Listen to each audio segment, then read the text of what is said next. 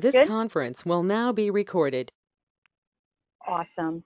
So I'd like to call to order our August 19th, 2020 meeting of the South Whitehall Township Board of Commissioners. If everybody would please rise and join me in the Pledge of Allegiance, and then we'll do a roll call vote. I pledge allegiance to the flag of the United States of America and to the republic for which it stands, one nation, under God, indivisible, with liberty and justice for all. Thank you, everybody. And Renee, before we get things started, would you mind doing a roll call vote, please? Sure. Commissioner Walk? I'm assuming he's not on. Yeah, I think he's absent this evening. Okay. Commissioner Mobilio? Here. Commissioner Kelly? Here. Commissioner Seton? Here. And Commissioner Morgan? Here. All right, we have a quorum. Welcome everybody tonight. I'm hoping everybody's safe and well. Thank you for joining us. I'd like to note that all public sessions of the South Whitehall Township Board of Commissioners are electronically recorded, filed, and posted on board docs for the public's access. With that being said, we're going to move right into our agenda for this evening. And first on our agenda for consideration and possible action by the board are our August 5th, 2020 Board of Commissioner meeting minutes. I'll give the board a minute or so to breeze through those and see if there's any questions or comments. Commissioner Morgan, I do have a comment, please. On page 4 of the minutes, the discussion of the volunteer firefighter incentives. At one point in that conversation that we were having, I did make a motion to increase the incentive for the second quarter. So that was something that was in a motion and I didn't see included here. Well, it wasn't a motion because I believe I'm not sure it was seconded. I guess we'd have to go back to the recording to see if the motion stood. I wouldn't know unless I went back to the recording and listened to it. Tracy, Yeah. Do you recall? I didn't. I would have to go back and listen. I mean, I have no problem putting in. I can put it in if it's in the minutes. You know, I certainly can. We can amend it as Diane had mentioned. That's not a problem. Well, if I guess if there was a motion on the floor and it was seconded and voted on and voted down, it would have to be noted, obviously, in our meeting minutes. My question is, we just need to verify if, in fact, that's how it all happened. So, absolutely, Diane, if that were the case, we'll make sure and get that added in. But I think what we need to do is just verify it through the audio first, and then if that's the case, we'll make the amendment. Okay, perfect. So Trace, we'll let you re-listen to the audio, and we can modify accordingly. Certainly, not a if problem. needed. All right, great. Were there any other questions or comments on the meeting minutes for August 5th from the board? With none, do I hear a motion for approval? Actually, let's do this because we can't really approve them because we don't know if there needs to be a change or not. My suggestion is let's table these meeting minutes until we get a chance to go back and look at the audio or listen to the audio to see if a modification is needed to add that additional motion in there. So my suggestion would be to table the minutes until the next meeting. Is everybody in agreement of that? Well, no motion. There's no motion. Just table the minutes. Okay. Good? Everybody good with that? Yep. Yep. Looks like we have a good. All right. That way it'll give us a chance to go back and review the audio, see if we need to make any modifications. We'll see them at the next meeting. All right. We have no presentations this evening. However, we do have 2 ordinances for consideration and possible action. The first is an ordinance for possible adoption. It's an ordinance amending the South Whitehall Township zoning ordinance by amending section 350-24C7 R5 medium density residential zoning district schedule and section 350-24C8 R10 high density residential zoning district schedule to allow for a maximum height of 40 feet for residential buildings and providing for a severability clause, retention of rights to enforce clause, a repealer clause, and an effective date. I'll let Attorney Zader take over on this one, but this is follow-up to previous meetings and discussions we had, which was originally brought in front of us by Mr. Pasacco. So, Attorney Zader, it's all yours. Thank you, President Morgan. I'll officially open the public hearing. Any zoning ordinance requires that consideration be given at a public hearing. This public hearing has been duly advertised, and the required referrals to the Township Planning Commission, Lehigh Valley Planning Commission, notices, all those preliminaries have been taken care of. And for anyone that wants to see the background information on that, it's on file at the township. The purpose of this public hearing, as with any public hearing regarding a zoning ordinance amendment, is first to inform the public and second to receive public comment. As part of the process, what we will do is we'll have a presentation by staff regarding the ordinance itself. And as President Morgan mentioned, this particular ordinance has been in front of the township and Board of Commissioners in the past with some nuances that have changed over the course of time. There'll be an opportunity after staff presentation for the board to ask any questions that you have, and there'll be an opportunity for public comment.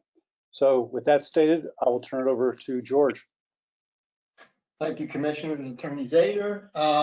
So you've got a pretty good background on this. We presented it on a couple of occasions, I believe, at this point.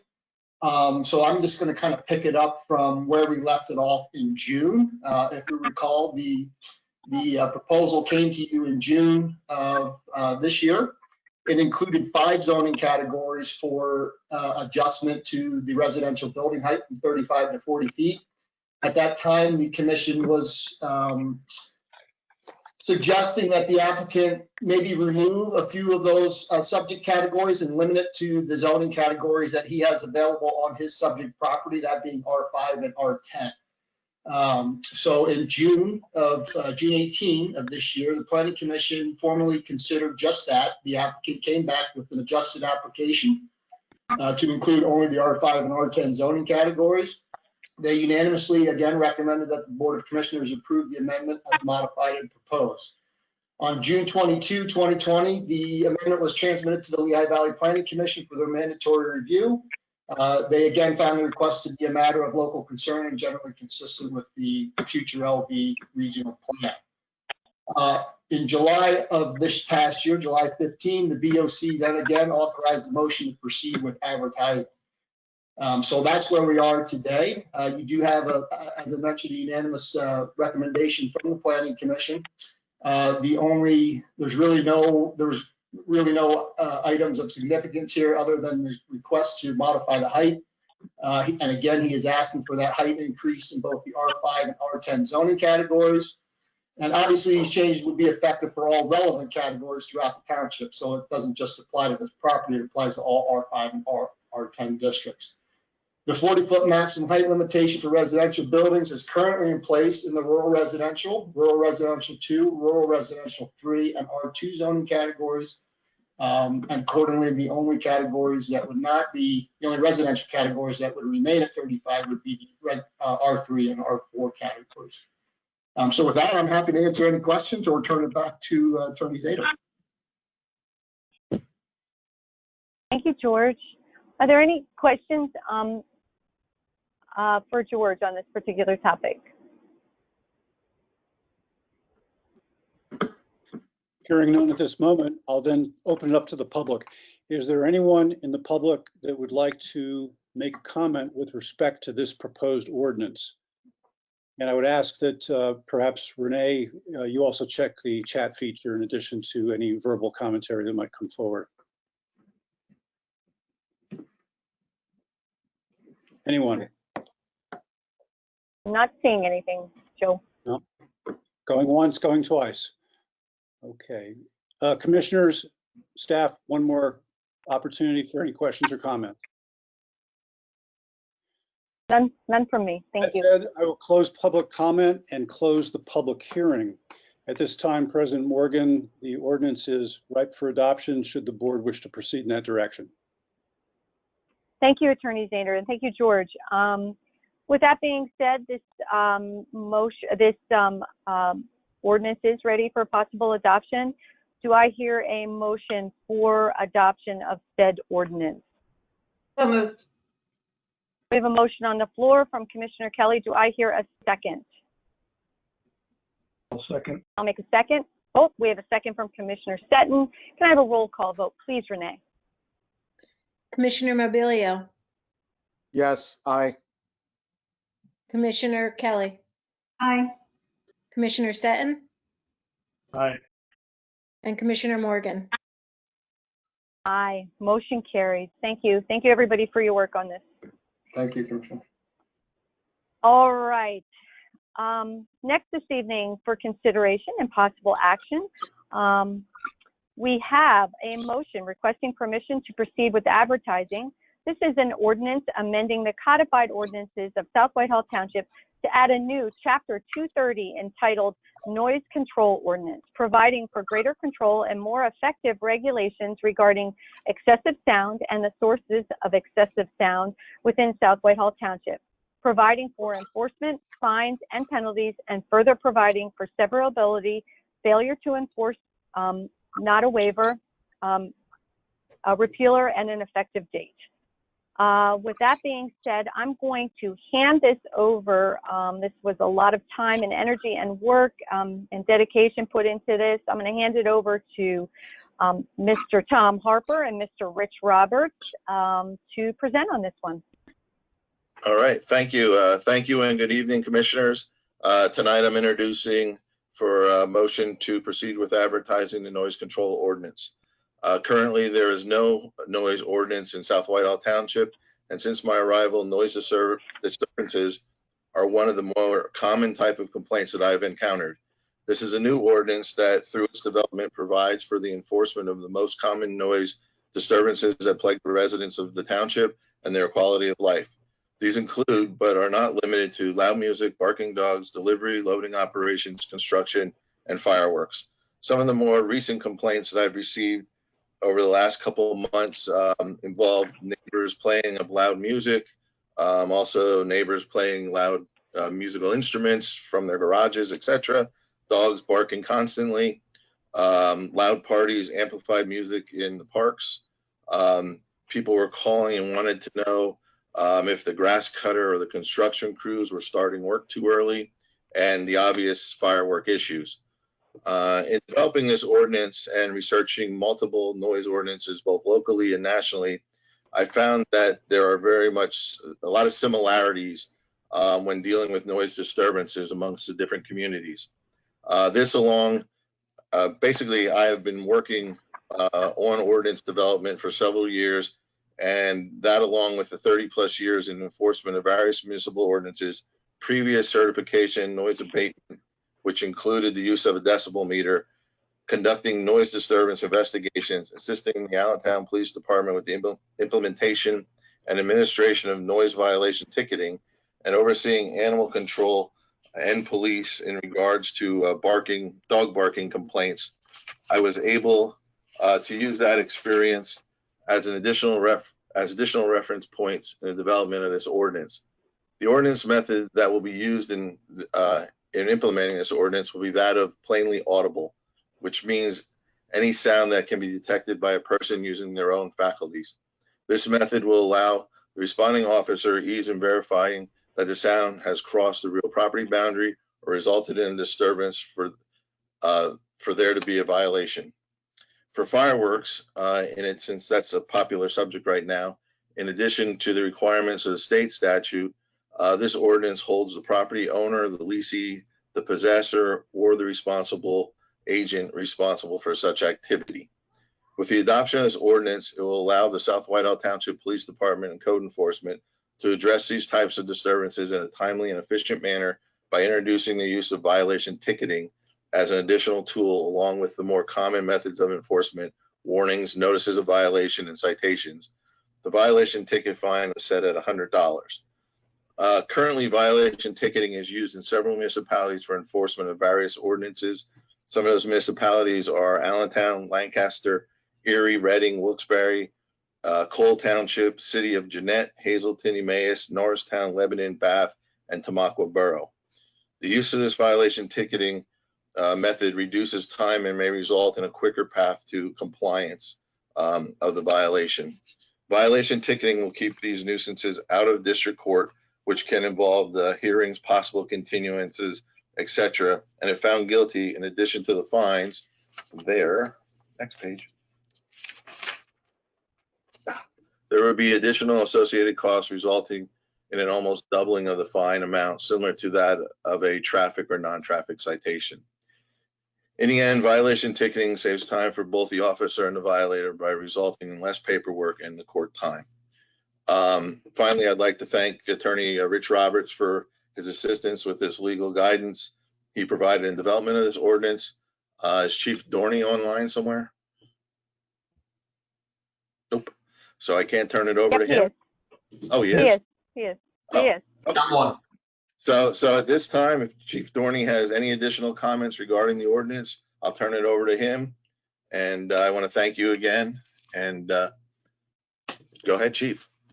No, I think you summed it up very well. It's a good ordinance. I think it's something that our residents are looking for, and I think it's going to give us a great opportunity to help keep not only the peace, but a quality of life for our residents. I think, thank you all. Thank you, Tom and Rich and Glenn for that. Renee, if you want to open the chat for discussion. Was there anything else as far as staff is concerned, as far as presentation goes at this point? Nope, I'm good for questions. All right. If I might, yeah, Commissioner Morgan, if I might, just really quickly, although this is an ordinance that is enforceable and whatnot, the primary goal, at least of code enforcement, is education first, as you know. So I just wanted to point out that we will be, working hard to educate people that might not know that they're violating something first before we get to a point where we're aggressively ticketing and so forth. So just wanted that to be clear. If I may jump on to that. I think that's important. Yep. If I may jump on to that, the other thing too, with that, we've already started working on a brochure, and I've committed myself to going to the community meetings, et cetera, with the police department to explain this ordinance and any other future ordinances that, obviously the enforcement, we want to get compliance. That's the key, and, talking to people and educating them, like George said, goes a long way first, then starting to give fines to people, et cetera. Absolutely. Very good point. And I'm glad you mentioned that, George and Tom. I think I agree with you 100%. I think education is key in all of this. We want to be, I believe the ordinance is very important, but the education piece is going to be critical to make sure that it's rolled out effectively and efficiently. So absolutely. And I like to note just for the public that the main motivation for this ordinance is that Commissioner Morgan's children just turned 21 years old.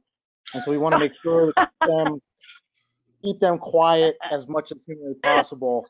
I don't know if this ordinance will do the job, but I'm hopeful that it will. All right, turn off his mic. Turn off his mic. Good point. He's kidding, everybody. Oh my Lord. But my kids did just turn 21 years old. Yeah. But Joe, I will. Good point. Go ahead.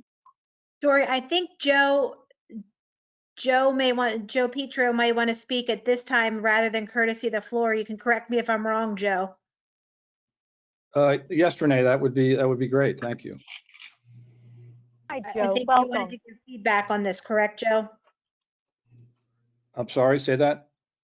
I just wanted to make sure that I wasn't sure if you wanted courtesy of the floor or courtesy on the floor on this topic.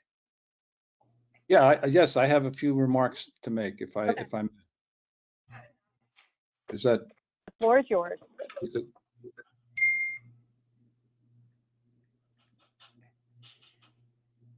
You can go ahead, Joe.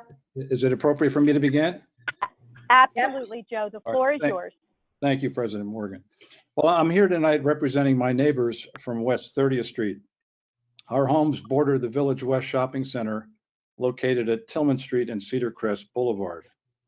But before I begin, I'd like to recognize Renee Bickle, Tom Harper, and their staff. We began working with them over a year ago to address the noise problem in our neighborhood. Renee acknowledged that a noise ordinance was urgently needed in the township. The ordinance presented here tonight is the culmination of their efforts. I'd like to first introduce a little bit of history. In 1980, developers planned to build the Village West Shopping Center on the site of an existing golf driving range. It was bordered by our residential neighborhood on the west by 30th Street and on the south by Liberty Street. At the time, this established neighborhood had been there for over 50 years. The South Whitehall Township Commissioners objected and disapproved the proposal. The developer went over their heads and petitioned the state. It was ultimately approved over the township's objections. Village West is one of the few shopping centers in our township built adjacent to an established residential neighborhood. As we know, in the last 40 years, many things have changed, and now we live in a very different world. Planning and zoning standards have dramatically improved. Protecting our neighborhoods and ensuring that our environment is healthy and hospitable for the people who live there have become a priority.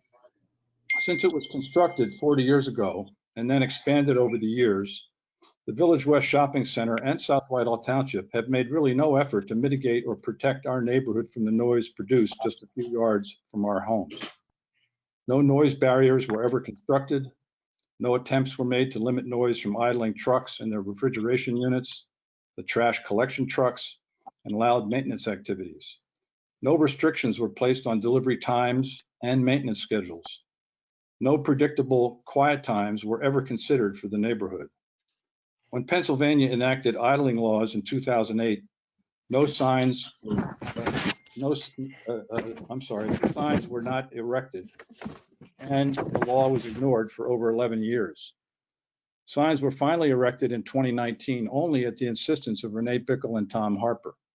Some trucks actually continued just to ignore the signs and the law. As far as the Village West Shopping Center was concerned, the area around their buildings was what I would describe as a free fire zone. We understand that a shopping center has to operate, have deliveries, pick up trash, and conduct maintenance, all of which produce noise. However, all we were requesting is an effort to be made by the shopping center to demonstrate consideration and courtesy to their neighbors. Our request to the township was for three basic requirements. One, no idling rules be strictly enforced for truck engines and their transport refrigeration units. It should be noted that the industry and manufacturers' guidelines uniformly recommend that transport refrigeration units be turned off during loading and unloading. Number two, delivery schedules need to be defined with predictable quiet times for our neighborhood beyond just during normal sleeping hours. And three, shopping center owners and store managers should be responsible and accountable for enforcement of these requirements. I must say that it is a relief and satisfying to our neighborhood that these requirements have been addressed in the township noise ordinance. I have to tell you, something really surprised me last year when I attended an environmental lecture at Muhlenberg College. During that lecture, the professor mentioned that Lehigh County is rated below Philadelphia and Pittsburgh in air quality. When asked why, her answer was primarily diesel emissions from increased truck traffic in the Lehigh Valley. The needless idling of diesel engines and refrigeration units certainly contribute to this pollution. This is really today's reality. Ensuring that our local environment is healthy and hospitable for the people who live here is a responsibility we all need to share. An effective and comprehensive noise ordinance for our community is needed to help fulfill these urgent goals. I want to thank you for the opportunity to express support for this ordinance on behalf of our neighborhood. Thank you. Thank you, Joe. That was very nice. I think, again, there was a lot of energy and effort and thought and feedback from the public, and that went into the development of this ordinance. I know we've had a lot of questions from residents on when it's going to happen. I would like to say I thank you for your patience, everybody's patience, as our staff has taken all the necessary steps to make sure that they put together an ordinance that makes sense for our community and something that can be legally upheld. So with that said, I'm going to also open it up to the board, the rest of the board, for any other questions or comments. And then after that, we'll open it up to anybody else in the public who has a question or comment. So let's start with the board. Is there anybody who has a question or comment from the board? I did have. Oh, go ahead. Go ahead, Diane. No, that's all right. You were first. Joe, All right, thank Joe, you. what did? Yeah, so my question, I have a question is to how would the public be notified of this ordinance? A good question. Tom or Rich, you guys want to touch on this one? Well, Rich, I would say that it was for tonight, it's just for permission to advertise the ordinance. So it would be advertised in a newspaper of general circulation pursuant to the law. And I believe Tom touched on it during his presentation that they plan on giving some presentations to the public alongside the police with this and any future ordinances, try to give education to the community about it's coming out.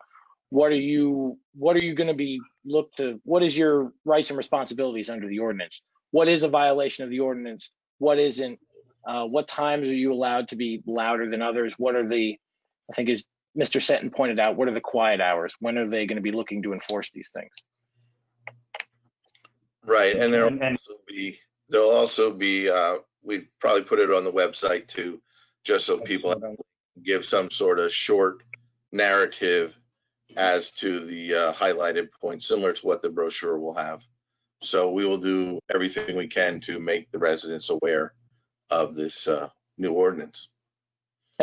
And I will Yeah, point Tom, out, and also Commissioner Seton, half of the police department will end up putting it out on all of our social media to make sure that it's accessible to the public so they learn it. And just like you talked about earlier, the true cause of this is the actual education for our public to make sure that they're aware of this. It's certainly nothing that we're looking at as a police department to go look and cite people for, but the education to make sure that people are aware of what the ordinance is what we're really getting to try to emphasize so the folks actually comply and we do have peaceful, quiet neighborhoods. I would point out, Commissioner Seton, that within the ordinance itself, it gives the officers, the police officers who will mostly be able to enforce this, the ability to issue warnings. And I'm sure Chief Dorney will educate his officers that a warning is probably appropriate. You're being too loud. It's midnight. Keep it down. Your neighbors are complaining. I don't think that the idea with the ordinance, and that'll be up to the police department, is to just start citing people as soon as it's effective. Yeah, that's probably the right way to look at it, with a warning to begin with until everybody understands, is aware of this ordinance. So, very good. Thank you. All right, Commissioner Kelly. Yes, I had a question on the violation amounts. I've had some residents complain that there were multiple violations, even sometimes in the same evening. So there's something built into this ordinance if there's repeat offenses, or how would this address those issues? Basically, Commissioner Kelly, the ordinance is set up where obviously the discretion, like Rich just said, of the officer, they can issue warnings, they can issue violation tickets, citations. At any time, a citation can be issued to the offending party. But if there are repeat violators and the officers pretty much know what goes on in the neighborhood districts that they patrol, they will probably get to that point where maybe 1 or 2 tickets may be enough, and they may have to go to citation at that point. So there will be some sort of standard operating procedure that I'll work with Chief Dorney on so that we are all on the same page with the enforcement. Okay, thank you. And just one follow-up. Does this ordinance also apply to commercial establishments?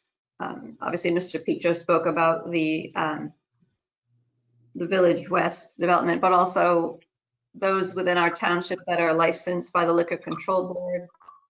Would this also apply to them? Rich, I would defer that to you. Yeah, yes, Commissioner Kelly, it would. The standard is the same for a commercial establishment as is for a residence. A noise disturbance that just, I believe the definition in the ordinance is it would disturb a person of normal sensibilities across a real property boundary. So if there is a bar or a restaurant that is being loud that can be heard in a neighborhood, the bar or owner of the restaurant can be cited along with the people who are making the noise. Okay, very good. Thank you. All right. Commissioner Were there Kelly, I'll any just other add to questions? that. Oh, go ahead. Commissioner Kelly, in response to your question, I would just add that this ordinance does not supplant the authority of the PLCB enforcing the liquor license requirements and the liquor code. So as you've probably all read in the newspaper from time to time, there are establishments in the region who sometimes are cited by the LCB and are sanctioned to various degrees. This would not stop that independent process from proceeding. Thank you. Welcome. All right. Any other questions from the board? How about I open it up? Are there any questions from the public joining us this evening? I have a question. Keisha, welcome. Hey. I think Tom mentioned that they looked at different examples of ordinances, and I was wondering if it's usual for the language to be ambiguous, as for, it says excessive sound, if that's normally how it's worded. I'm wondering about, me yelling at my kids when they run on the lawn, and then some neighbor who doesn't like me calls the police type of thing. So how is that just discretion at that point? Is that useful, or is there like a more defined way of describing it? It kind of falls under the officer's discretion. Obviously, they're going to talk to you and say, what happened, what's going on. And I think, in your case in point, I think their discretion would probably just say, hey, we understand, but, at 10 o'clock, 12 o'clock at night, and, it could be, hey, what's really going on? But I think the discretion aspect of this will play into that. Yeah, Tom, if I could jump in, Sure. It's Dorney. Just to let you know, in the past, something like that, this is the whole reason for the ordinance, to have the officer be the person who actually witnesses it and is going to be ultimately the person to testify to it. So if you yell at your kids, which I've met your kids, so I doubt you're yelling at them too much, but I think it's an issue where if there's something going on with a family member and it's explainable, the officer is going to have to literally hear it for several minutes before it becomes a noise disturbance, if it's something like that. So it's going to be the discretion of the officer, but it's not. We've had situations in the past with the city where neighbors don't like each other, and Tom knows exactly who I'm talking about. We literally responded with the captain in Center City. We had about 300 some calls in a 3-year period because the neighbors don't like each other, and they were never cited because there was never the activity witnessed. It was just back and forth. They didn't like each other, trying to get themselves in trouble. The police didn't take any action because they didn't witness it. So, the kind of the fail-safe is the fact that we can't have neighbors just calling on people for no reason. It's got to be justified and actually observed by the police officer. So. Correct. Thank you. That's what I was getting at, that it doesn't Yep. waste the resources, because people use this as a tool, for petty squabbles. Understood. All right. Manley, I think Manley Offit has a question. Manley? You're on mute. There you go. My question was going to be for the next one. I was just learning how to use chat. Sorry. Oh, no worries. No worries. Now we'll be ready for the next one. No problem.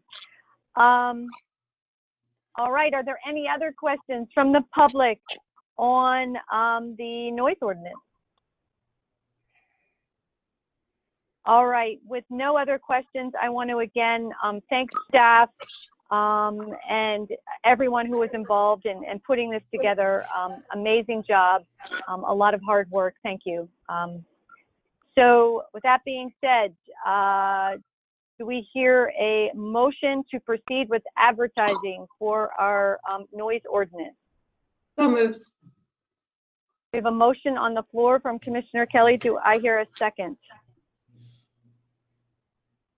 I'll make a second. Second from Commissioner Morgan. We need a roll call vote, please. Commissioner Mobilio,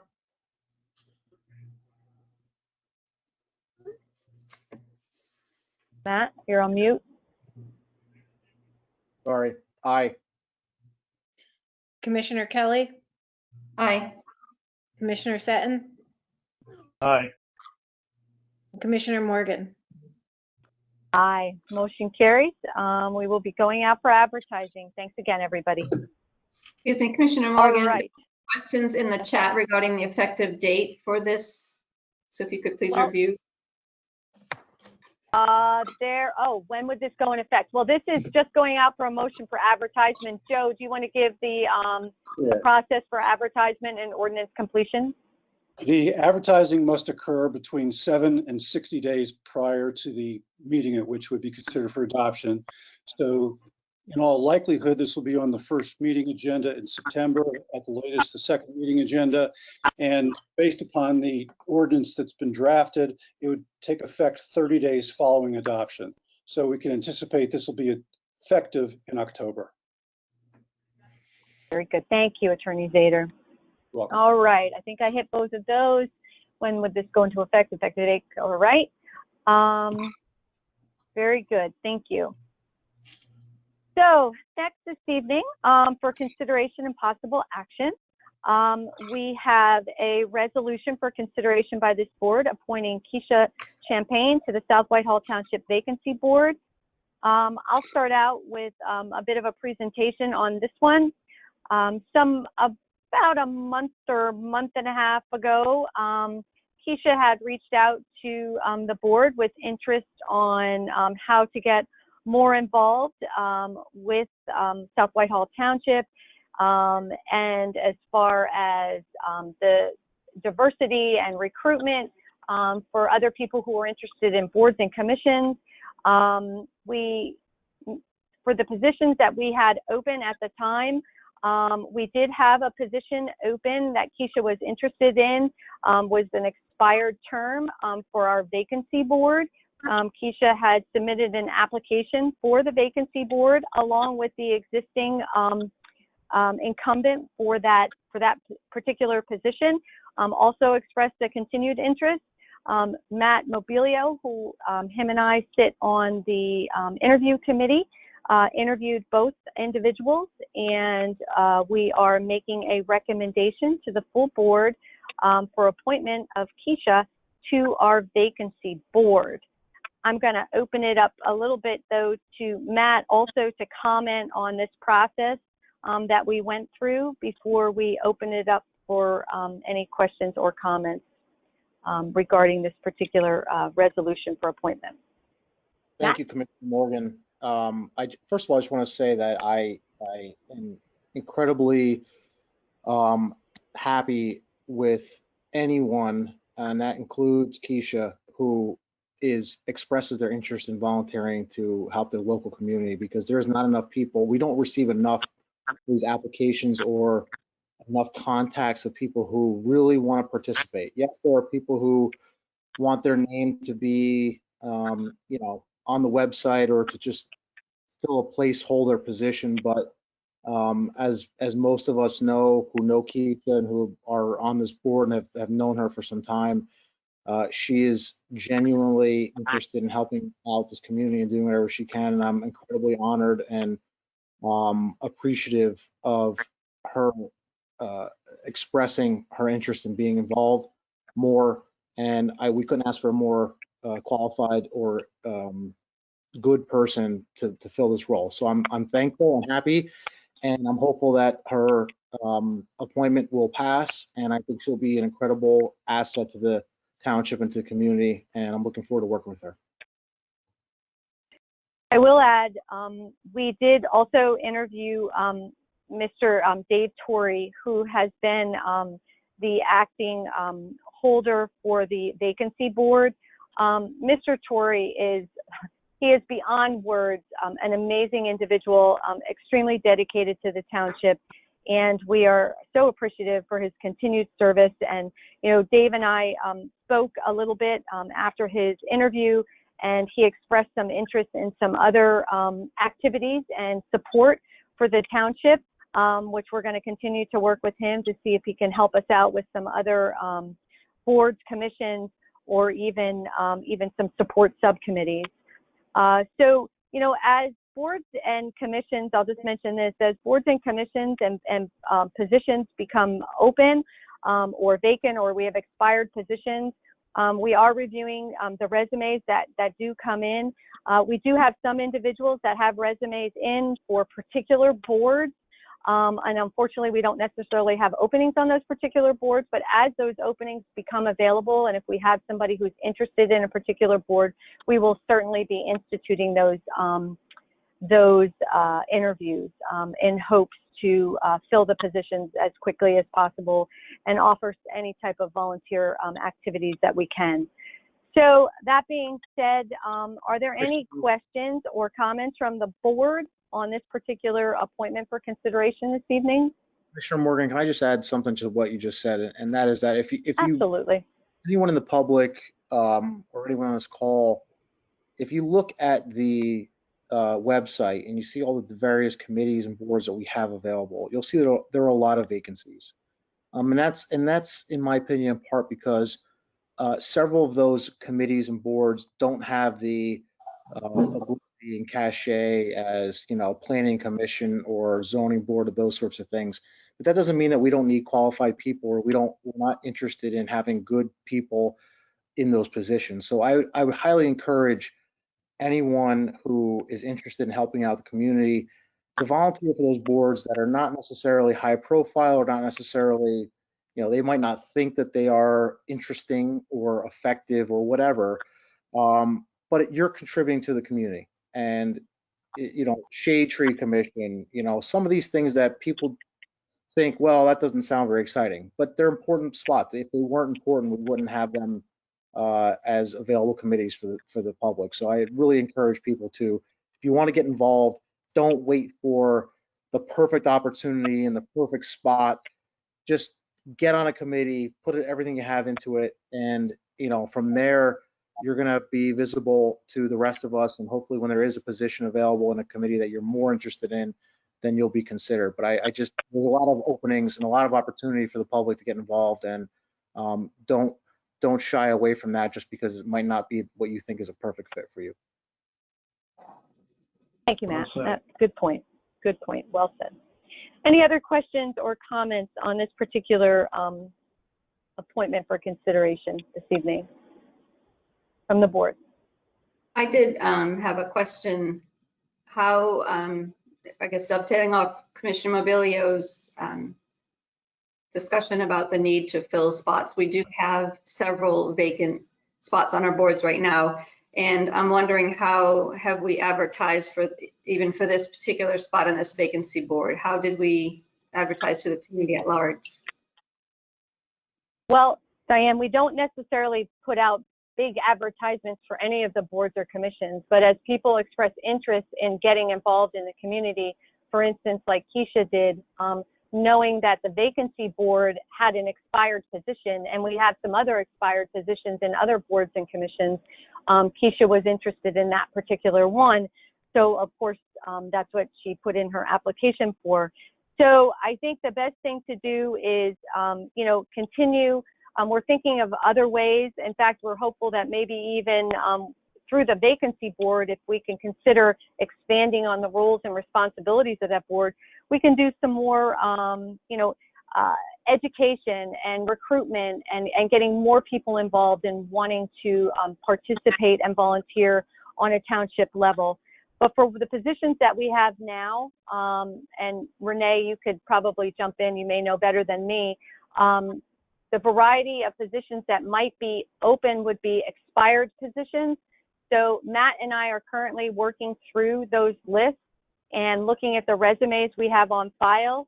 If we have resumes on file of people who are interested in those positions, we're going to certainly start those interview processes.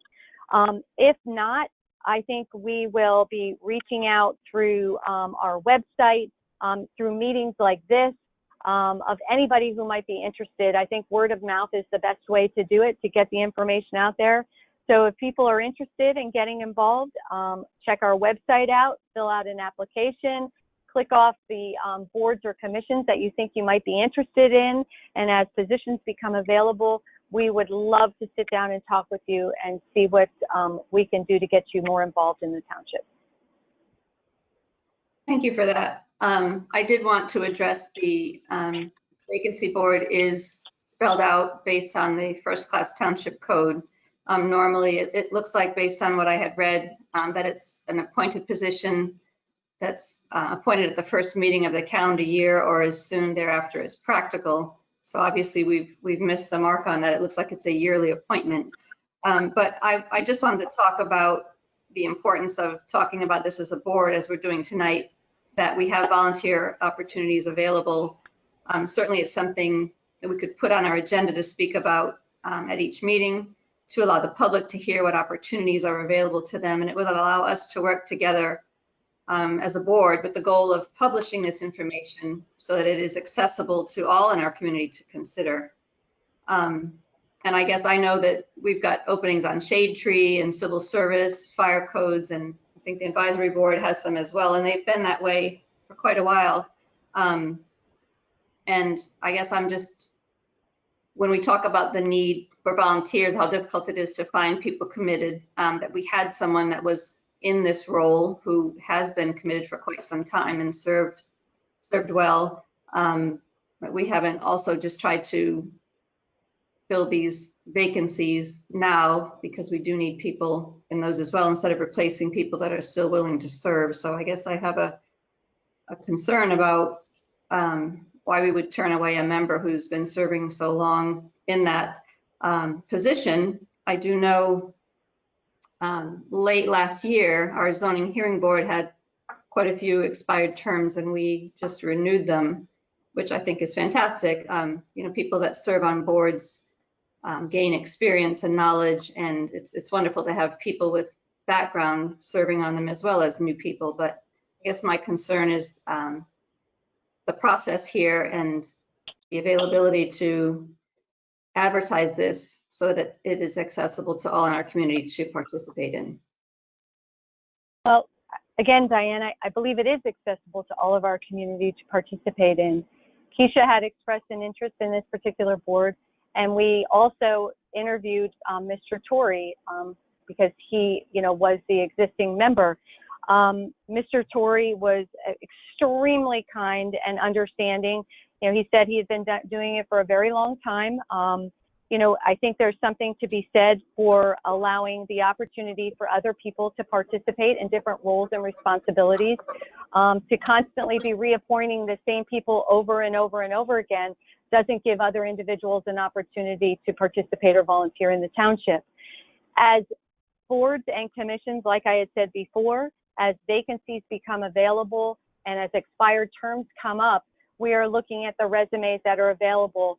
One of the things I would like to mention, certainly not a decision we can make tonight, because I think it would entail a further discussion and possible action from the full board, is, kind of touches on what you mentioned, Diane, is, recruitment, and how do we get the information out there to individuals to let them know that there are boards and commissions and opportunities open within our township, and how they can get more involved.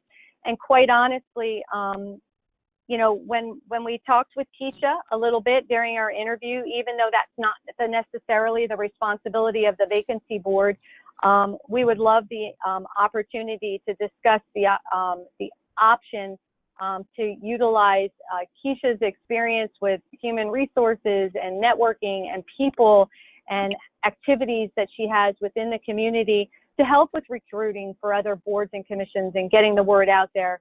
But it wouldn't have to stop at just somebody like Keisha. Could go on with anybody on any other board or commission. Get interested, get involved.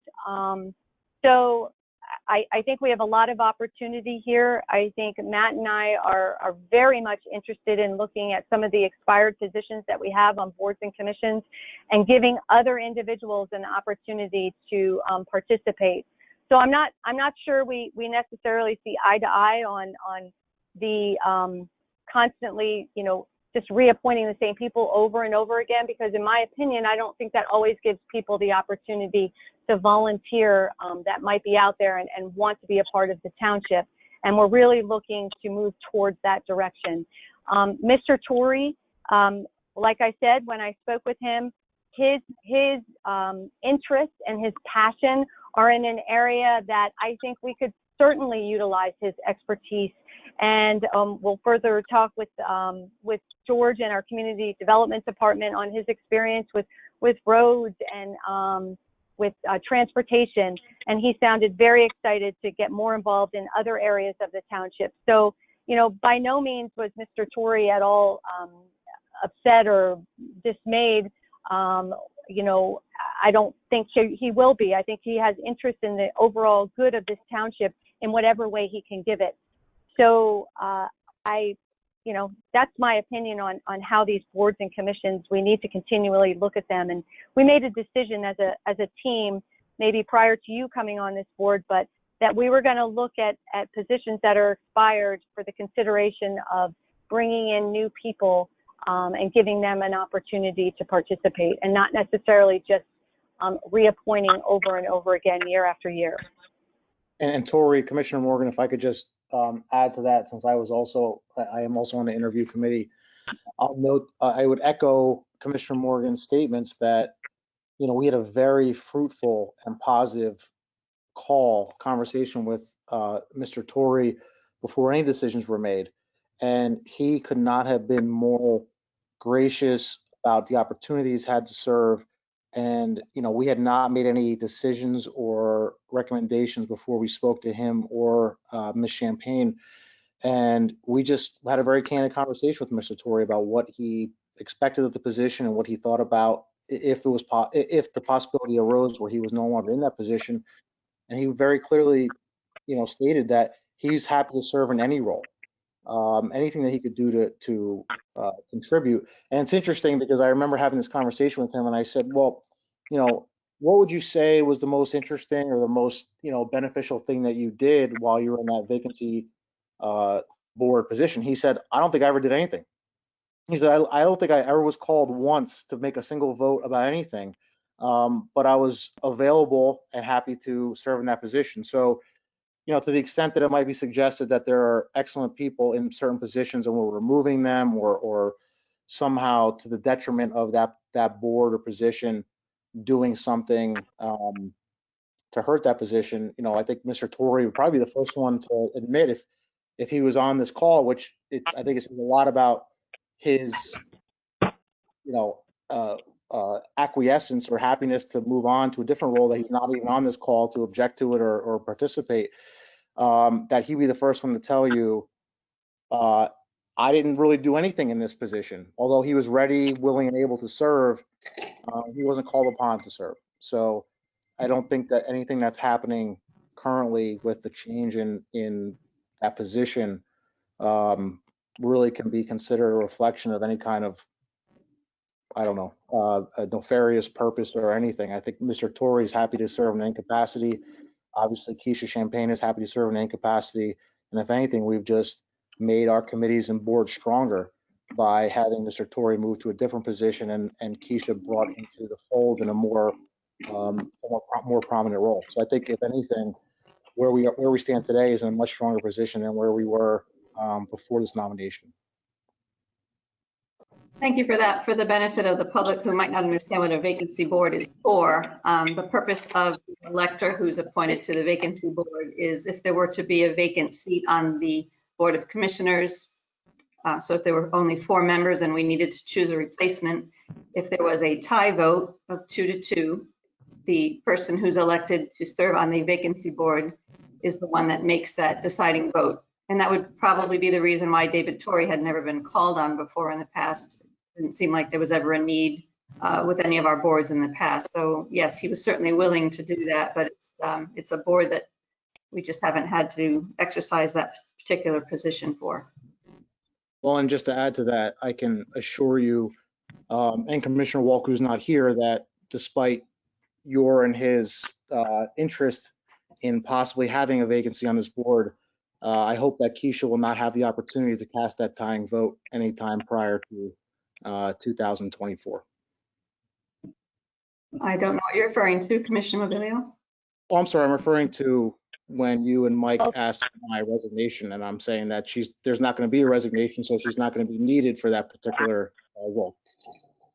All right, let's move on. We're gonna move on. Thank you. Are there any questions from anybody else? Joe, did you have a question? I don't have a question. I want to say a word about Keisha. During the campaign, the short time of the campaign, that's when I met Keisha. And I just want to say that I found her to be honest, smart, great integrity, and I think that she would be a great asset to South Whitehall Township. Very nice. Thank you, Joe. Thank you, Joe. Were there any questions or comments from the public on this particular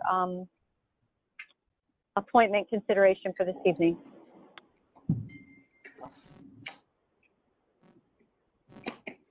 I don't believe the chat box. All right. Chat box is open. I don't see anything. I do see one. I'm not sure what that. Nope, I'm not sure. There's no questions. So if there's no questions on this particular appointment for consideration this evening, I would make a motion to appoint Keisha Champagne to the South Whitehall Township Vacancy Board. I need a second. I'm sorry. We have a second. Commissioner Morgan, there are some comments. The chat box had been disabled, it looks like. Okay. We have, all right. Looks like Monica Hodges has a question. Monica?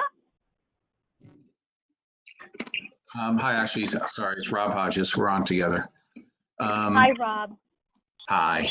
So my question is, if I understand this position correctly, which I think Commissioner Kelly just explained, is that if there is a vacancy and there's a 2-2 tie between different factions as to who they would want to replace, to fill the vacancy with, the vacancy board, so this person would basically cast the deciding vote.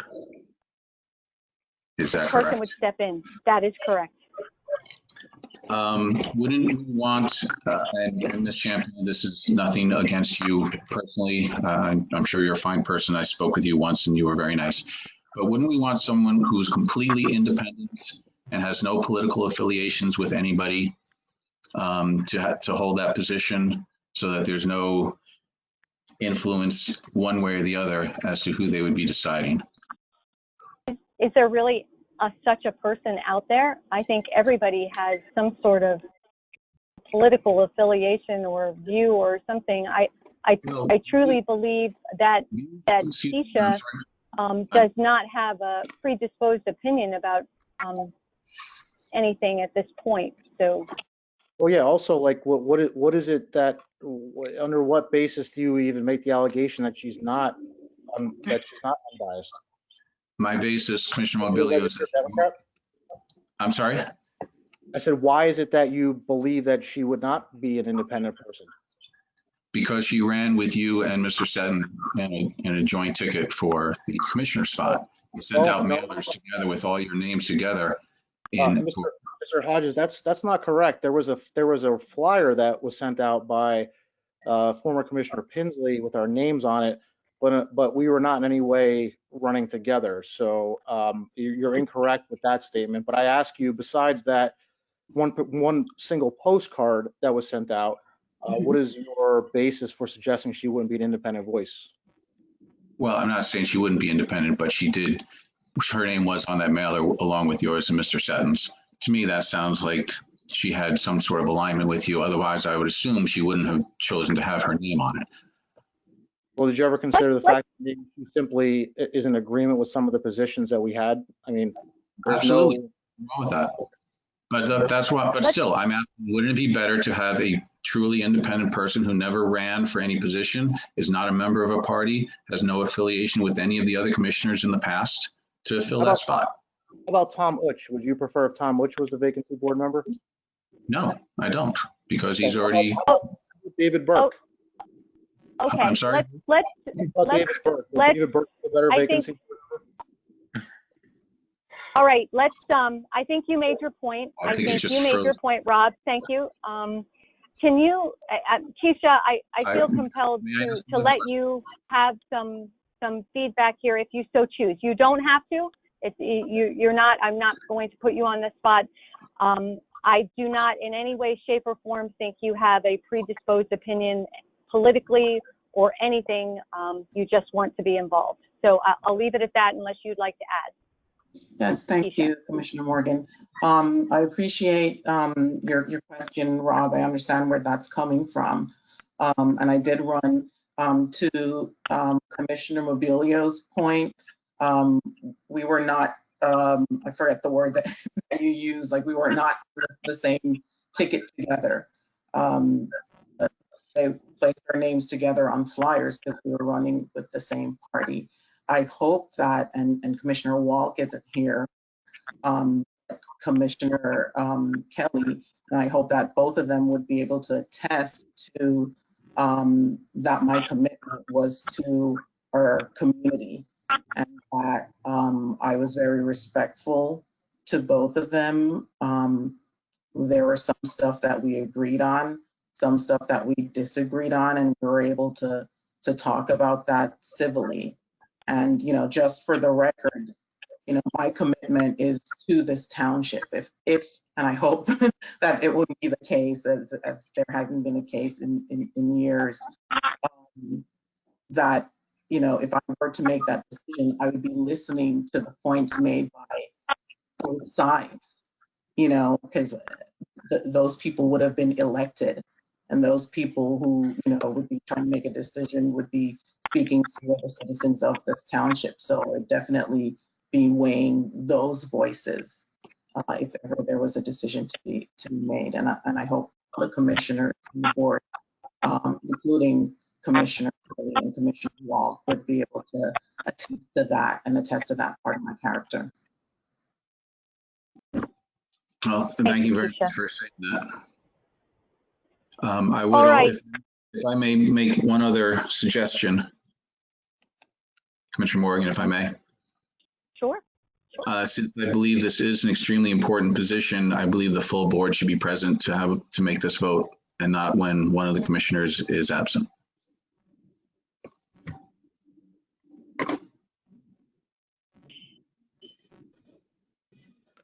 I mean, I guess maybe, you know, I mean, Mike knew that this was on the agenda, so his absence is. It's not. Yeah, I don't see how that makes a difference, quite honestly, because Mike was well aware of this and plenty of time to make a comment or a thought and pass that along. So, you know, I have to say, I don't think that that's appropriate. I'll feedback to the rest of the board, but we do have a motion on the floor and a second at this point, and you know, so it is ready for a vote. There was another comment in the chat. Yes, there is a comment. It's not a question, it's a comment. Yep. Unless Mr. Burke wants to speak. It looks like inappropriate for Mr. Mobilio to bring my name into the conversation. I don't understand why he needed to do that, and I think he's totally out of line. Thank you. All right. Thank you. Do we have any other questions or comments from the public? I'll leave the chat open for a second. Before we get back to it, it looks like Monica Hodges has a question, either she or her husband. But one thing I just want to point out is that I think it's very telling that this position historically has not been, has not had any fanfare. There's not been any controversy. There's not been any kind of politicizing of this position and making sure that this particular person is independent or calling into question whether their politics will somehow influence their decision. And yet, when we nominate an African American woman to this position, all of a sudden it is in a position of incredible importance. This is in a position of all of a sudden incredible importance. So we have to make sure we have a full board and we have, you know, a lengthy discussion about this. It is not, it does not go unnoticed that when there is a person of color who's nominated for a position that had never had any type of controversy before, all of a sudden we have commissioners and the public expressing their serious concerns about this particular position. So I just want to point that out. I don't have any questions. I don't have anything else to say about it other than to say I find it very disturbing. I find it interesting. I find it concerning. And I hope it doesn't reflect a overt or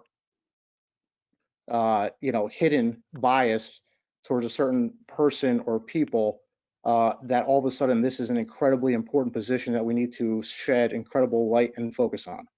So that's all I have to say about it. Thank you, Matt. Can I respond to that, please? To answer the question, we have, it's Rob, do you have another question? Rob, you know, we both have a question. I don't even know who's going at this point. Can my husband finish up? I have a question too. I think Rob did finish his question. Monica, did you want to ask your question? I did. When looking at the vacancies, I know you pointed out there were multiple vacancies. I saw 3 on Shade Tree, Fire Code, whatever, but I didn't see anything about expired terms. So I'm not sure when the public can submit something because there's nothing there right now about an expired term unless I'm looking in the wrong place. The other thing I wanted to say is, Commissioner Mobilio, I'm really sorry that you had to bring that into it. What you just said shocks me to the core, and I'm actually shaking that you would bring it into it. Because I remember at the December meeting, I went up to Keisha and I told her, please try again. Don't give up, try again. Keisha, I hope you remember that. So this is not about who she is or what she is or whatever. It's not. And Keisha, good for you. Congratulations. You do an excellent job on Parks and Rec, and good for you. But I went up to you and I did say, please don't give up, run again. And you know what, Matt, you were right next to her, and my husband actually shook your hand and said, don't make any rash decisions, don't make any quick decisions. I remember that night very clearly. It was in December. So that's all. And if you can just please let me know when the expired terms will be up so the public knows when the terms are, when we can apply for things. And that's it. Thank you. Thank you, Monica. Mrs. Hodges, all right, and then excuse me, with all of what you said, Mrs. Hodges, you support Keisha for this position? I'm sorry, Mr. Mobilio, what did you say? You went out. I said, with all of what you just said, do you support Keisha for this position? Well, I don't know who he's asking. You or me? He's asking you. Listen, you guys are sharing a phone. Either one of you want to answer, feel free. No, I don't answer for my husband. I talk for myself. Well, but I need audience decision. Let's keep this. Yeah, let's keep this focused on the decision that needs to be made at hand. Cindy, I wanted to mention to you, you had a question on there, Cindy. It is a volunteer position. Okay, Mr. Mobilio brought into question my motives, so I feel I need to respond to that. And I would like to I don't know if Keisha remembers that in a meeting earlier in the year or late last year that she spoke about when someone said to her she would never be elected because she was Black, something to that effect. And I went up to her afterwards and I apologized to her for someone in our community saying that, and I felt ashamed of that. And I told her that not everybody felt like that, and I certainly didn't. So, Mr. Mobilio, whenever someone doesn't agree with you wholeheartedly, you claim bias, politics, you bring the race card in. That's just so sad. You know, people can have different opinions with you, and it has nothing to do with politics or race or anything else. Sometimes they just disagree with you. Okay. All right. All right. This is not personal. Let's move on. This is not about personal opinions. We're moving on. Personal when he said that. We have. So thank you, Mr. Hodges. We're done. We're done with the conversation. Thank you. So we do have a motion on the floor made by myself, I believe. Yes, Commissioner Kelly. I just wanted to make one comment since Commissioner Mobilio brought up some disturbing points. Keisha, I voted for you in February to be appointed to the Green Advisory Committee. I was at a Eagle Scout certification program with you. I've met your family. This is not about race, and I'm sorry that that got brought into this. I've seen what you do serving on the Parks and Rec Committee as well, and I'm ashamed that had to be brought up tonight. Okay, moving I forward. understand that race makes people uncomfortable, and you know it's like the bomb in the room. I do have to make the point that sometimes race does come into play and people don't realize it. And honestly, I don't ever know. So, you know, I appreciate people making it explicit. But, you know, just from my own personal experiences, I would remiss if I didn't say it has happened to me, it does happen to me, and there's no way for me to tell if that's why people are saying things that they're saying. I appreciate that. Thank you. All right, we have a motion on the floor. We have a second, I think, from Commissioner Seton. Did you? Yep. Did you second that one? Yes. So can I have a roll call vote, please, Renee? Commissioner Mobilio, Aye. Commissioner Kelly, I'm going to preface my vote by saying I completely do not agree with the process. Fucking joke. Excuse me. Can we mute the mics, please? I don't agree with the way the process was unfolded. I do feel like we should have done a better job of making this information more accessible to our full community. But I do support Keisha, and I do support you being appointed to this board. What is your vote, Diane? I do support her, yes. Aye. Commissioner Renee? Seton, Aye. and Commissioner Morgan. Aye, motion carries. Keisha, congratulations. We thank you for your willingness to serve, and we look forward to working with you and potentially, as I mentioned before, looking at opportunities to possibly expand the support that the vacancy board gives to the full commission. And we can talk further about that with all the commissioners present and see what kind of opportunities we might have. Thank you again very much. Thank you. All right. Moving forward, under motions this evening for consideration and possible action, we have a motion requesting permission to proceed with the advertising bid for the sewer main repairs and manhole rehabilitation project. Herb, are you with us tonight? Yes, I am. Good evening, commissioners. Good evening.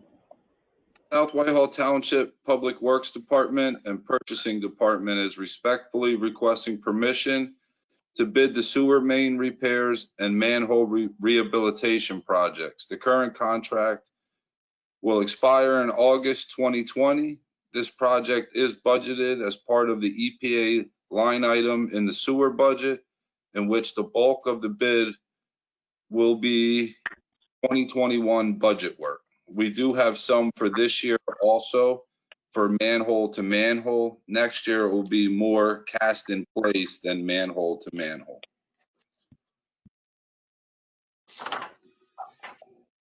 All right. Thank you, Herb. Were there any other, were there questions or comments from the board on this particular motion to proceed with the bid?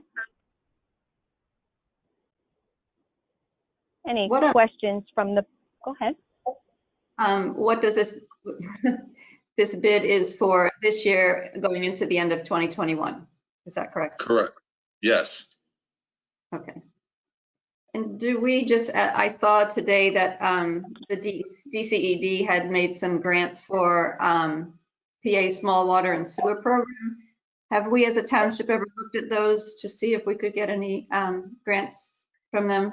Does anyone know that?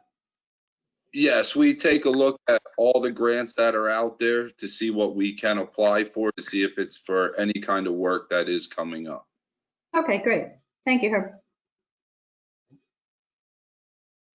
Any other questions from the board?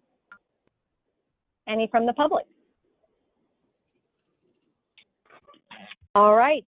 Do I hear a motion to move forward to proceed with advertising the bid for sewer main repairs and manhole rehabilitation projects? So moved. We have a motion on the floor from Commissioner Kelly. Do I hear a second?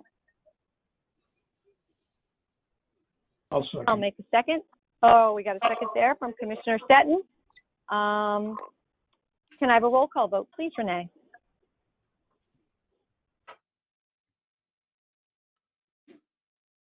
You with us, Renee? She might be looking for a charger. It looks like somebody's battery is low. Commissioner Morgan, I can step in if she. Thank you. If she's Thanks, unable Randy. to. Yeah, Commissioner I think she's Mobilia. looking for. Aye, Randy, aye. Commissioner Stettin. Aye. Commissioner Kelly. Aye. Commissioner Morgan. Aye. Motion carries. Thanks, Herb, very much. Thank you. All right. Is Renee, are you back with us yet? She fell asleep. It's way She too is early for not- that. She's not back yet. She's having computer issues. All right. I did want to, we'll come back to it, but I know Renee, we're going on to our correspondence and information items. I know Renee was going to give a report out on the flood and actions taken in regard to that. So we'll hit Renee up at the end of the other information items and give her an opportunity to report out. So Chief, why don't we start with you? Chief Dorney. Okay, thank you, Commissioner Morgan. To go over You're some welcome. of the statistics from the month of July, we handled 1,029 reports. We had 184 of those were self-initiated by the officer. Comparison to last year in 2019, we handled 1,150. So that was a decrease of about 121. So as you can see, during the COVID pandemic, the numbers are starting to level out a little bit now over the last month or two compared to the the decrease for the last several months. We had set 18% of those calls were self-initiated. Most common calls for service is EMS with 232. The UCRs for the month of July was 63 reported crimes compared to 128 last year. So we had 65 less crimes reported for the month compared to last year. The arrests, we had 33. 11 of those were self-initiated compared to 80 last year at this time, for a difference of 47. The self-initiated arrests are 33.33%, and the arrest ratio is about 44.44%. So the officers are out there doing a great job. And again, just to touch base, you spoke about the flooding. Again, I just want to compliment the officers and all of our emergency services and public works for the work they did last week, 2 weeks ago now in the rain, and kind of the aftermath of that. So they're doing a fantastic job. I did want to mention that we did, in fact, I'm sorry, since getting a little there, getting some. We had the second annual Youth Police Academy was held last week, which Commissioners Kelly and Morgan attended the graduation ceremony on Friday. It was a great week. We had 16 kids.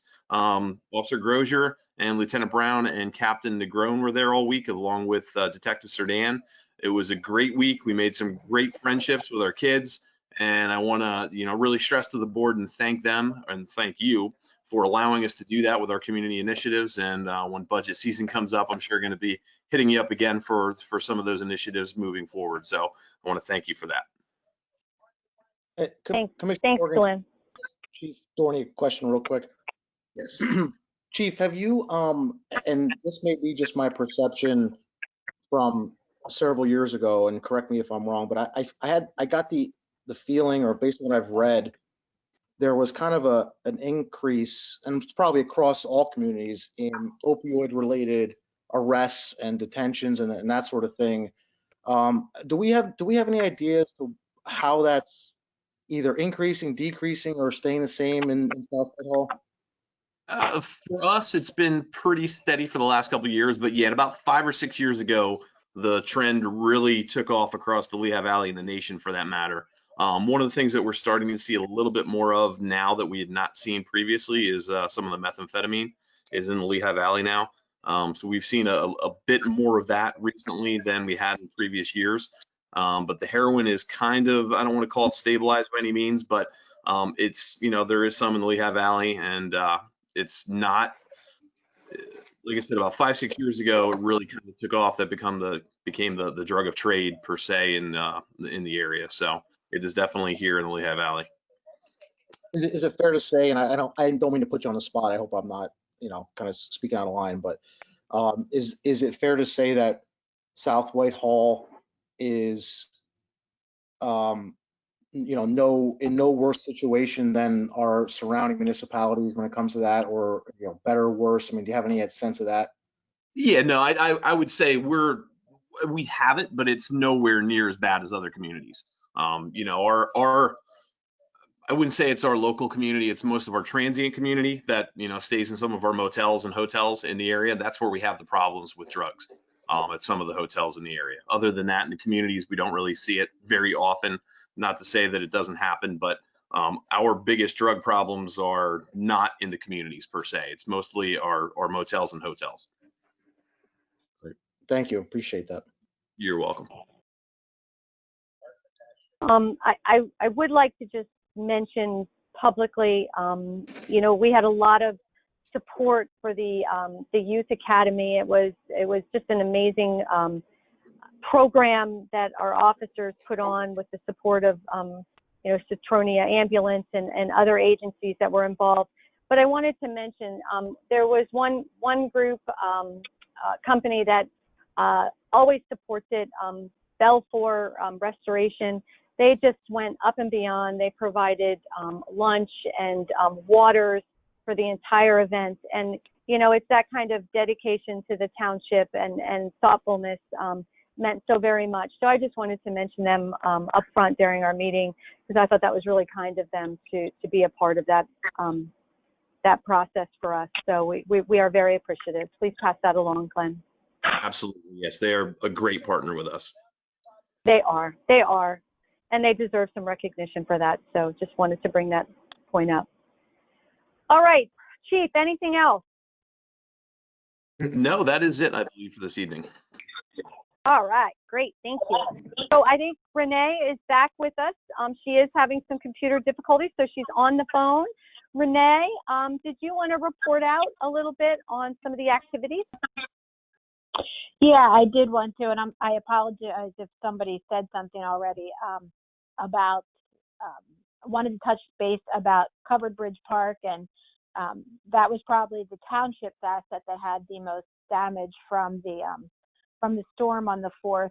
And I really wanted to thank the volunteers who came out last week to help and clean up. And I don't know every individual that came out, but we had some fabulous helpers who were just so enthusiastic to help. And so that is much appreciated.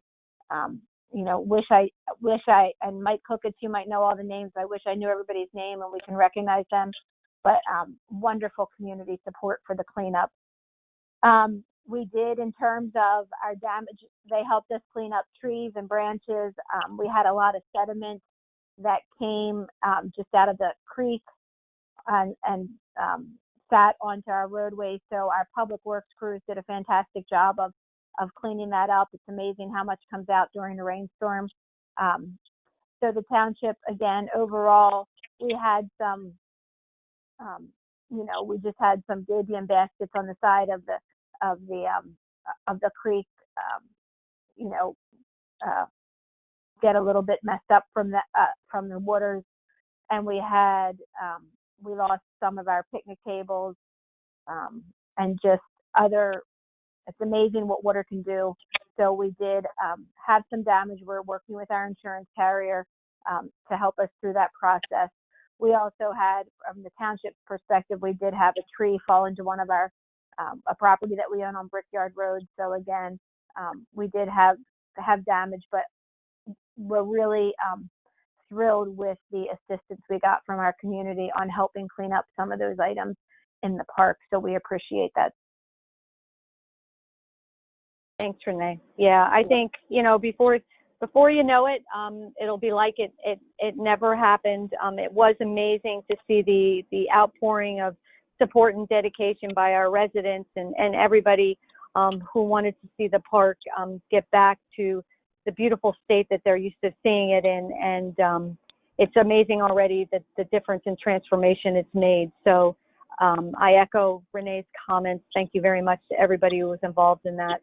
Residents, staff, everybody, really a great job by all. All right, Renee, anything else that you wanted to report out on as far as business?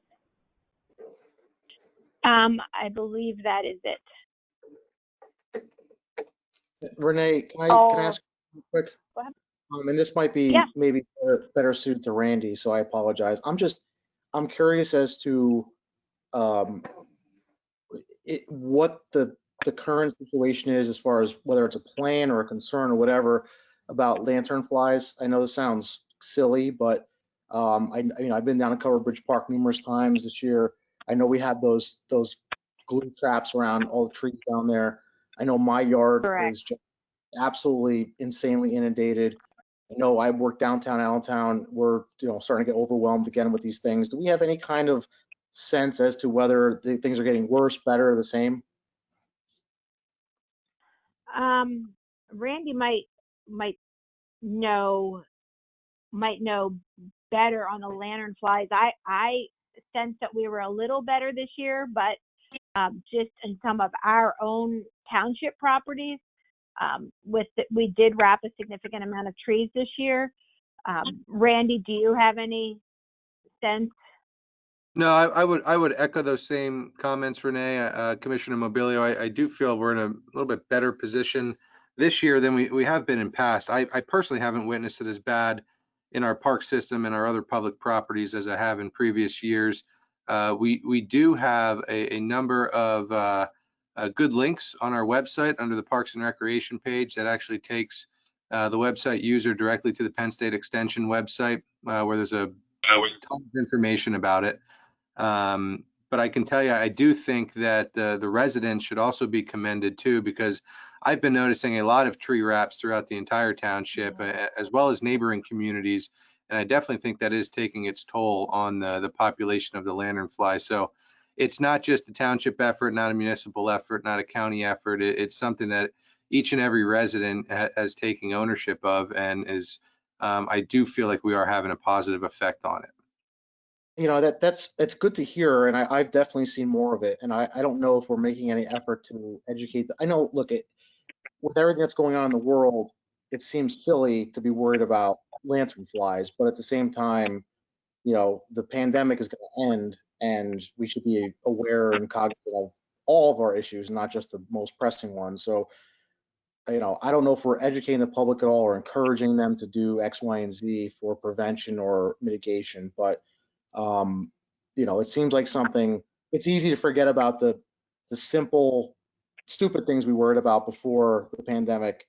So, if there's anything that we can do for education purposes, I know there's links on the website, but as far as, I know a new website's coming out. If we can have a more kind of proactive, approach to letting the public know, here are things that we should be doing to prevent those types of issues.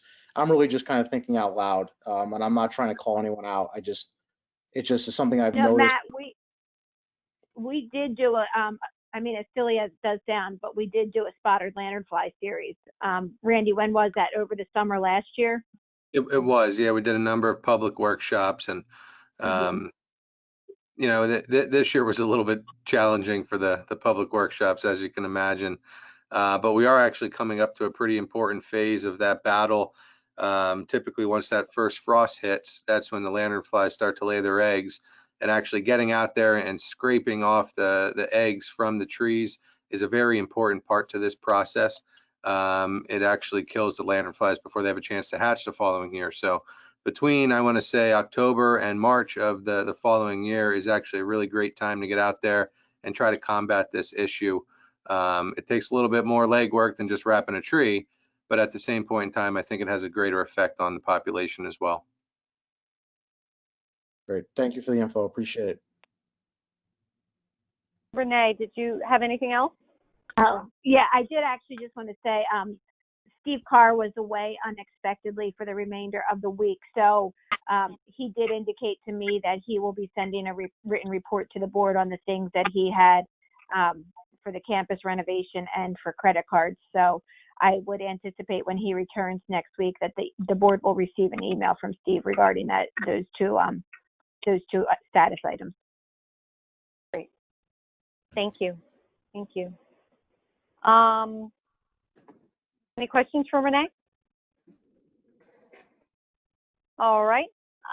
We're going to shift down now. Tony, engineers report. Do you have anything for us, Tony? I do. We're still very much under construction as it's summer, as you can see out as you drive around. A lot of building and a lot of construction being done, and new projects are still coming into the township. 4 new projects, and they're medical and residential. So I don't want to get anyone's hopes up, but it seems that that's the way they're going, more residential this time instead of other types of development. So we're still moving, and you'll be seeing these projects come up to the board. Tony, any questions for Tony? All right. So we have 2 public notices. First public notice is the Planning Commission meeting on Thursday, August 20th. And then also a Planning Commission meeting on Monday, August 24th. George, did you want to report out on these? Yes, Commissioner, not much to add. The meeting tomorrow night, we only actually have one item on the agenda for tomorrow night. And then the meeting on Monday night will be the continuing discussion regarding waivers and deferrals for the Ridge Farm project. Very good. Thanks, George. All right. That being said, we're going to move right into our direction and discussion items.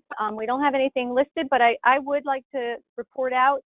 I did sit in on the Green Advisory Committee meeting, which was held on August 17th. Amazing group of people. Again, they are working towards, I think, one of their primary goals.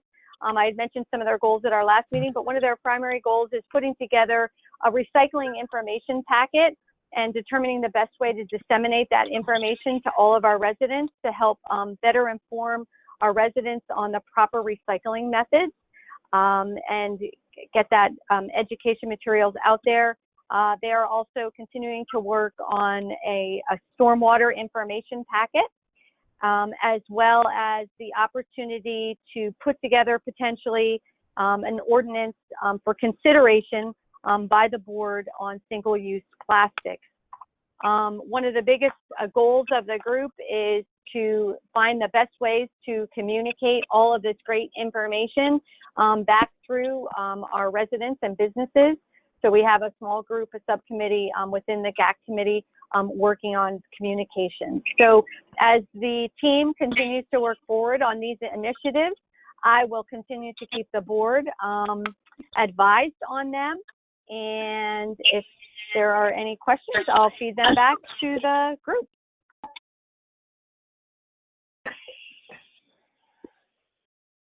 All right.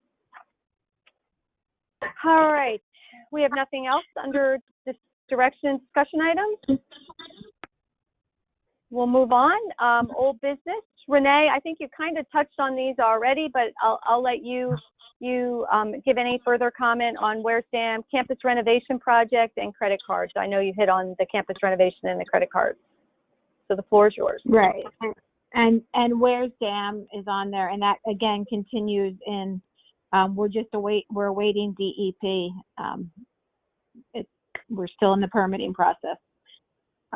We will be sure and let the board know when the permit comes in. And I do know Renee had sent out a notice to the board to advise on the best process moving forward for setting up a workshop to be able to utilize our time and information wisely. So thank you for that, Renee. Yep. All right. Any questions or comments on any old business? All right. It is the opportunity now for courtesy of the floor on any non-agenda item. We do have some individuals that had already advised us of their interest in courtesy of the floor. I will remind everybody, courtesy of the floor is to talk about a subject matter of township importance. We will not allow personal attacks on courtesy of the floor, so please be cognizant of your comments and that are coming out in public. So that being said, Renee, I know we had a couple individuals who had expressed interest in courtesy of the floor. I believe Brian Height, he might be on the phone. Brian? Yeah, okay. Brian, did you want to take the floor? Yes, thank you, commissioners. I did have multiple concerns on some issues involving the construction activities and impact on my private property and those of my neighbors. Specifically the Cracker Sport Warehouse DC project. However, due to a situation yesterday evening with individuals associated with that project, a situation that was reported to South Whitehall Police, I do not wish to publicly comment or question certain activities at this time. However, I do have 3 smaller areas that I would like to comment on. First, I want to give an emphatic thank you to Herb Bender and Mike Elias of the township, as well as the township road crews, for taking charge of the mud situation along Eck Road, specifically in the frontage of my property. They all came up with a temporary solution to a situation caused by the developer of the Cracker Sport DC warehouses. And I just wanted to say thank you to Herb and Mike and the township, who went well above the call of normal duties involving the township. So for that, I'm extremely thankful. Secondly, I do have a request for Chief Dorney. I was wondering if the police department would be willing to make a friendly courtesy visit to Daniel's BMW, reminding them of the speed limit on Eck Road regarding BMW test drives. The speeding on Eck Road has increased. In fact, Herb and Mike of the township saw the situation firsthand at my residence this morning as a car was test driving and going well in excess of the 25 miles an hour and came upon the road crew at an alarming rate. If the police could remind the dealership that the speed limit on Eck Road is 25 and is also at times an active construction area, I would be very appreciative. The corner of Eck Road, the corner of Eck Road is not turn 4 on the road course at Pocono Raceway. So if you could do that for me, Chief, I would be. I will absolutely pay them a visit in person tomorrow morning. It was increasing right after they opened, after the pandemic allowed dealership, and it's just crazy now. So. Okay, yeah, I'll make a special visit tomorrow. Thank you. And then the final thing. Brian, I Yes? think what's interesting about that is I didn't know this, but apparently due to COVID, when you test drive a car, now the salespeople don't go in the car with you. So I'm wondering if that's why it's increased, because there's nobody really in the car with these people who are test driving them that are monitoring their, you know what I mean? I thought that was an interesting fact I just found out, which was maybe part of the problem. The situation this morning was a mechanic taking the car for a test drive after repair. Oh, well, that blows that theory. Yeah, that's not good Actually, either. the people that are on test drives like that, and you can notice them because of the sticker on the side window of the BMW, they usually go slow because they don't know the road. It's the mechanic. Oh, that's true. They get to know that, oh, there's a nice corner. We can see how this car hugs this corner. Yeah. So Gotcha. Yep.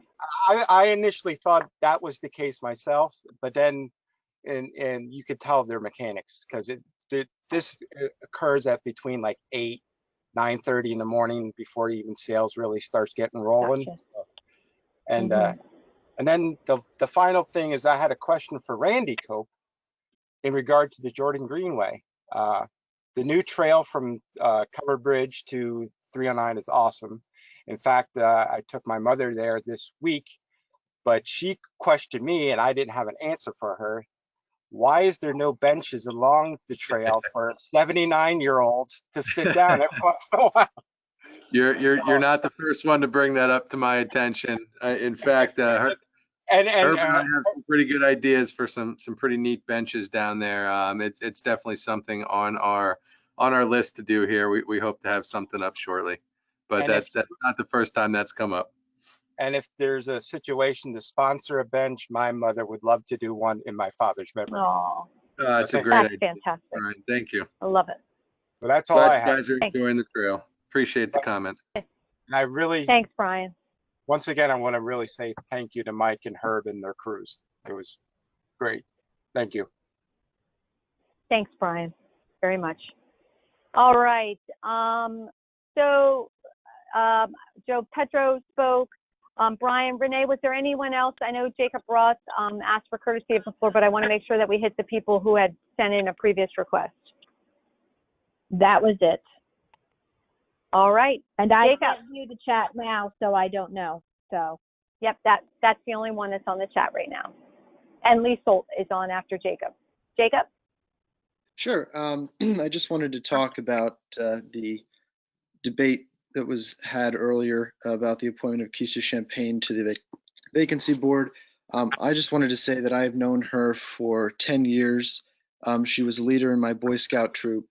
And I truly believe she's one of the most honorable, decent, community-minded, family-minded people I have ever had the honor to know. And I'm glad that she is continuing to serve the community. And I look forward to her participating in South Whitehall events in the future. So congratulations to her.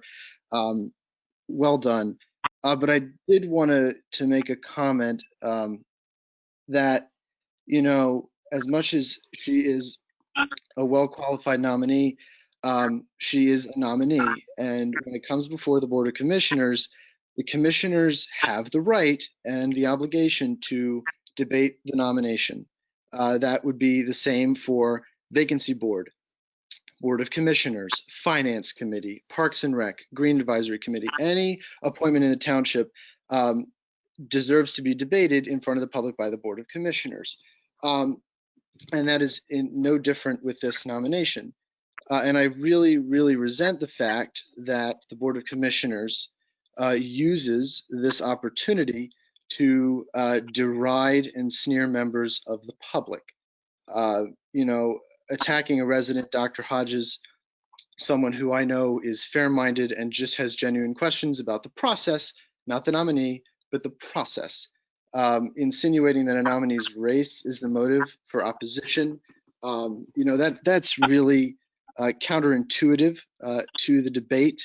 And I think that is really, it's just really disrespectful, and it's really disgraceful. It's disrespectful to the nominee. It's disrespectful to the community. You know, again, bringing into the conversation another resident, Mr. Burke, who isn't even a part of, was not even a part of that conversation.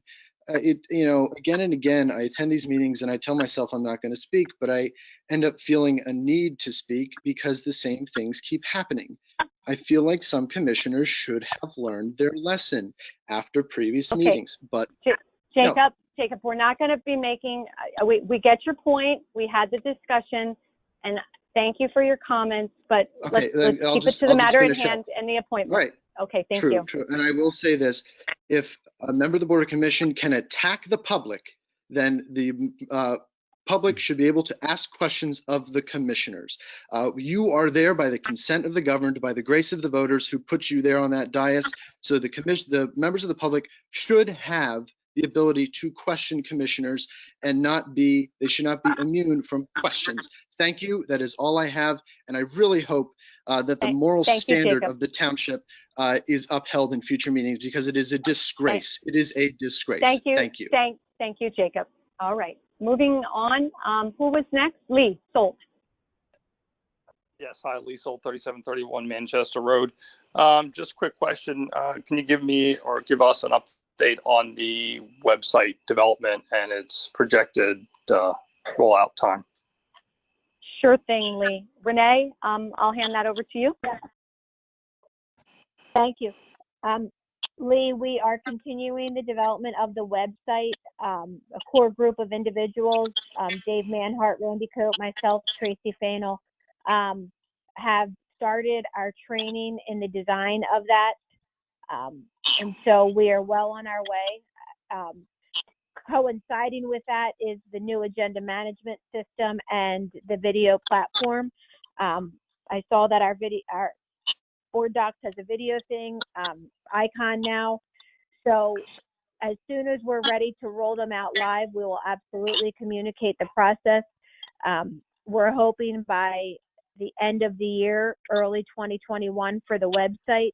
The agenda management system will come before the end of the year, which will give us the different capability on the agenda management system, the minutes, and being able to video the meeting and being able to go to specific actions taken by the board on the video on one click. So that the agenda portion and the video will roll out before the actual website does. Okay, that's good to hear. Thank you for that update, Renee. Appreciate it. No problem. You said about the possibility of you're putting out some kind of thing on recycling. In my morning walks around my neighborhood, I noticed that people are always, I believe the recycling is you're supposed to, for yard waste, it's 4 feet in length is the most, with 2 bins. I noticed that people are shoving 6-foot sticks in a bin, or else using their waste recycling bin as a yard waste recycling bin. So I think that would be helpful. And also, if you can add possibly to that, is that people need to put their cans 3 feet apart so that the recyclers and the garbage people can access the cans properly. I know many times I've actually seen events where somebody has actually put their garbage cans in front of a fire hydrant. The advanced guys have actually picked up the can, dumped it in, and actually moved it away from the fire hydrant. And because they were literally sitting right on top of each other. So I know they've been trying to do their part and trying to help that. But if we could probably tell our citizens that they need to be 3 feet apart so the garbage people have a little bit better access to get them as compared to before. So. Thank you, Lee. That's good information, and that's the type of education as far as the base operations of recycling go. But we also want to emphasize too what can be recycled, what can't be recycled. So there's so many different avenues, but that is extremely helpful, and we'll make sure to pass that along to the Green Advisory Committee to include in their packet for sure. Thank you. You might want to join in on one of the meetings, Lee. I think you might have some really great input. So if you get a chance, please join us. That would be great. Okay. Yeah, I was going to say. I'll send you some info. Okay. Yeah, let me know. Let me know. Sure. That'd be great. Sure thing. Thank you. Yeah, you got it. All right. Any other courtesy of the floor? All right. Not seeing anything in chat. I'd like to note that our invoices and purchasing requisitions have been reviewed by the Township Manager and the Director of Finance. We need a motion this evening to pay our checks and to issue our checks to pay our bills as tabulated. Motion to approve. Do I hear said motion? We have a motion on the floor from Commissioner Kelly. Do I hear a second?